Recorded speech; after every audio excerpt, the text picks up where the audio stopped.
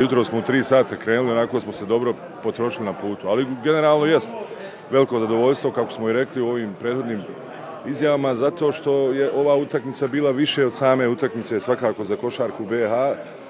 Puno problema, naročito nas je pogodila ova bolest Duletova koja on je sigurno jako nedostao igračima i meni, nama svima u stručnom štabu, ali evo smo uspjeli na kraju. Mislim, igrači su zaista reagovali na najbolji mogući način. Mislim da smo odigrali jednu dobru i kvalitetnu utakmicu. Nije to više bilo onako samo želja i borba, nego jedan vrlo kvalitetni segmenti igre su bili tokom cijele utakmice. Pa tako smo funkcionisali cijelo vrijeme, ja mislim od samog početka, obzirom na to kakav je sastav. Dječaci su zaista vrijedno radili, primjereno se ponašali, ja to stalno ponavljam i znate to kad se tako radi uvijek dođe neka nagrada.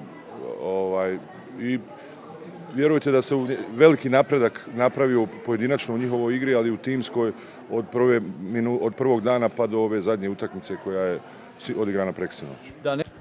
Pa dobro, ja prije svega bih želio da se zahvalim i stafu i momcima na nevjerovatnoj borbi i pokazali smo stvarno šta je igra za Bosnu i Hercegovinu svim srcem i mislim da je na kraju rezultat bio neupitan jer mi kroz treninge i kroz utakmice smo zasluživali to zato što smo se borili jedan za drugog i mislim da je na kraju sve naplata ovo bila gdje se sad trebamo pripremati za nove podvige.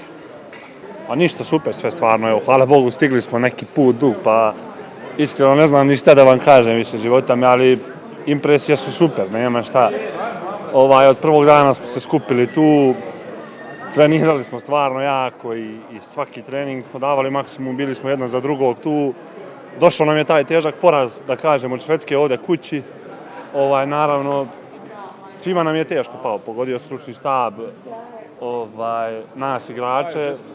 I jedino što hoću da kažem, da smo pokazali karakter posle toga sa 2 pobjede u gostima i došli smo do zacrtanog cilja. To je to u suštini zbog čega smo se i okupili ovdje i eto, to je to otprilike.